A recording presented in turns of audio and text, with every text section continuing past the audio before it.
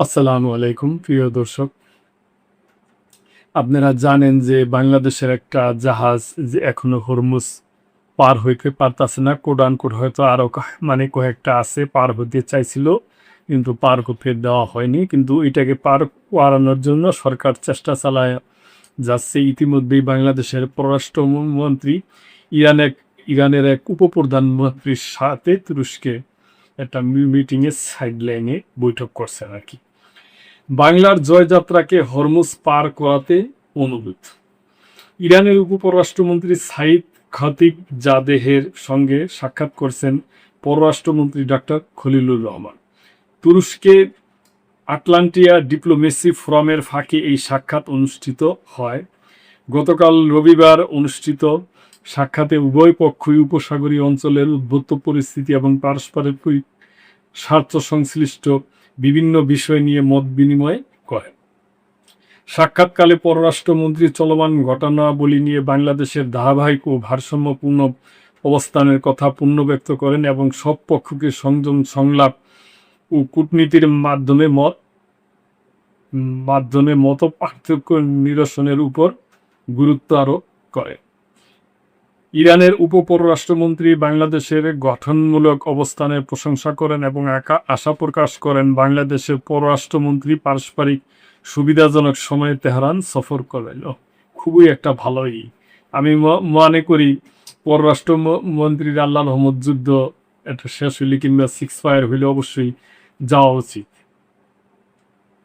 বাংলাদেশের পররাষ্ট্রমন্ত্রী হরমুজ প্রণালী দিয়ে বাংলাদেশের পতাকাবাহী জাহাজ বাংলার জয়যাত্রাকে নিরাপদে যাতায়াতের সুবিধার্থে সংশ্লিষ্ট দপ্তরকে কাজে লাগানোর জন্য ইরানের উপপররাষ্ট্রমন্ত্রীকে অনুরোধ জানান। ডাক্তার খলিলুর রহমান বলেন, আমরা অত্যন্ত কৃতজ্ঞ ছিলাম যখন ইরান বাংলাদেশকে 6টি দেশের মধ্যে অন্তর্ভুক্ত করেছিল যাদের জাহাজ হরমুজ পাড়ি দেওয়ার অনুমতি পাবে। ইরানের উপপররাষ্ট্রমন্ত্রী তাৎক্ষণিকভাবে বিষয়টি অনুসরণ করেন এবং পররাষ্ট্রমন্ত্রীকে জানান পরিস্থিতি উত্তেজনাপূর্ণ থাকলেও ইরানের সংশ্লিষ্ট কর্তৃপক্ষকে প্রয়োজনীয় নির্দেশনা দেওয়া হয়েছে। কত সুন্দর কথা প্রিয় দর্শক, দেখেন। এর আগে গত 5 এপ্রিল ঢাকায় পররাষ্ট্রমন্ত্রী ইরানের রাষ্ট্রদূত জলিল রহিমি জাহানাবাদীর সঙ্গে বৈঠক করেন এবং বাংলার জয়যাত্রার পাশাপাশি অপরিশোধিত তেল বহনকারী বাংলাদেশগামী আরেকটি জাহাজের নিরাপদে যাত্রার সুবিধার্থে অনুরোধ করেন। প্রতিক্রিয়ায় রাষ্ট্রদূত জানান, এই বিষয়ে ইরানি কর্তৃপক্ষের সঙ্গে যথাযথ পর্যায়ে যোগাযোগ করা হচ্ছে। তিনি বর্তমান সংকটে বাংলাদেশের ভারসাম্যপূর্ণ অবস্থানের প্রশংসা করেন এবং প্রয়াত সুপ্রিম লিডার আয়াতুল্লাহ আলী খামেনিকে হত্যার পরে 13তম সংসদের অধিবেশনের উদ্বোধনী দিনে শোক প্রস্তাব গ্রহণের জন্য বাংলাদেশ সরকারের প্রতি কৃতজ্ঞতা প্রকাশ করেন। আমি মনে করি বাংলাদেশ সরকার এটা খুবই ভালো করছে, সংসদের শোক প্রকাশ গ্রহণ করে উত্তোলন করে এটা ভালো কাজ হয়েছে।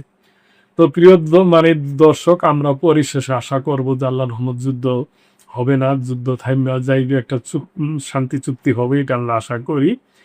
এবং এই ব্যাপারে যদি আপনাদের কোনো মূল্যবান মন্তব্য থাকে তাহলে অবশ্যই করবেন এবং লাইক কমেন্ট শেয়ার করে সাবস্ক্রাইব করে মেম্বারশিপ নিয়ে চ্যানেলটি পাশেই থাকবেন। আল্লাহ হাফেজ।